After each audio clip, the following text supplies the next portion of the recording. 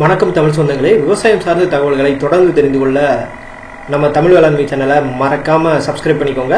இன்னைக்கு நம்ம என்ன பார்க்க போறோம்னா, நம்ம தமிழகத்துக்கு உரிய ஒரு எருமை இனத்தை பத்தி தாங்க பார்க்க போறோம். பொதுவா இந்த எருமை இனங்களை பத்தி பெரிய லெவல்ல நம்ம தமிழ்ல வீடியோவே இல்லைன்னு கூட சொல்லலாம். இந்த இனங்கள் பாத்தீங்கன்னா அழிவின் விளிம்புல இருக்குங்க. இந்த இனங்களை பத்தி எல்லா மக்களும் நிச்சயமா தெரிந்துக்கிறணுங்கிறதுக்காக தான் இந்த காணொலியை நான் தயார் பண்ணியிருக்கேன். பாருங்க, இந்தியாவில் இருக்கக்கூடிய நாட்டு இனங்களை காக்கணுங்கிறதுக்காகவோ ஒவ்வொரு பகுதிக்கும் இருக்கக்கூடிய ஒரு சிறப்பான இனங்கள் நிச்சயமா பாதுகாக்கப்படணுங்கிற நோக்கத்திலேயோ நம்ம இந்தியாவில் அங்கீகரிக்கப்பட்ட நாட்டு இனங்களை எல்லாத்தையும் வகைப்படுத்திக்கிட்டு இருக்காங்க. அதுல குறிப்பா பாத்தீங்கன்னா தமிழகத்துல இது வரைக்கும், அதாவது 2025 வரைக்கும் பாத்தீங்கன்னா தமிழகத்துல ரெண்டு எருமை இனங்கள் மட்டும் தான் அங்கீகரிக்கப்பட்ட இனங்களா இருக்குங்க. இந்த 2 இனங்களுமே கிட்டத்தட்ட அழிவின் விளிம்புலாம் இருக்கு. இதை மீட்டெடுக்க வேண்டியது நம்மளோட கடமை தாங்க.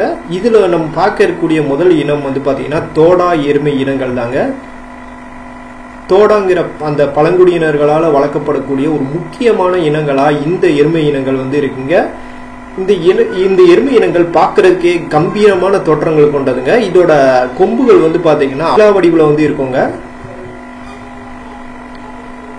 தமிழகத்துல நீலகிரியில இருக்கக்கூடிய அந்த தோடா மக்கள்களால பெரிய லெவல்ல வளர்க்கப்படக்கூடிய ஒரு முக்கியமான இனங்கள்ங்க. இதுங்களை பொறுத்த வரைக்கும் கூட்டமா வாழக்கூடிய ஒரு முக்கியமான இனங்களா இருக்குங்க இந்த தோடா எருமைகள். பிறப்பு முதல் இறப்பு வரைக்கும் பாத்தீங்கன்னா இந்த எருமைகளை சார்ந்து நிறைய விஷயங்கள் செய்யறதுனால இந்த இனங்கள் பெரிய லெவல்ல அங்க காக்கப்பட்டுக்கிட்டு இருக்குங்க.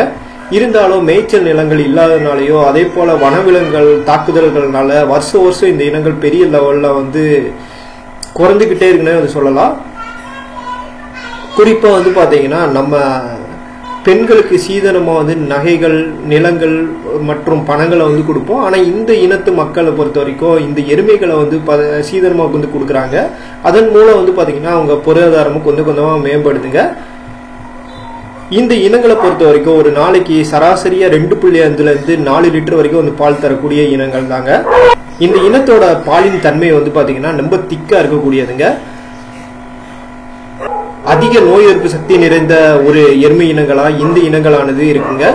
தோடா எருமைகளை பத்தி நிறைய வகையான தகவல்களை இந்த காணொலி வேலை நீங்க தெரிஞ்சுப்பீங்கன்னு நான் நம்புறேன். இது போன்ற வித்தியாசமான தகவல்கள் அடுத்தடுத்து வரக்கூடிய பதிவுகள்லயே வரவங்க. இதெல்லாம் நீங்க தெரிஞ்சுக்கிறதுக்கு மறக்காம நம்ம தமிழ் வேளாண்மை சேனலை சப்ஸ்கிரைப் பண்ணிக்கோங்க. நன்றி.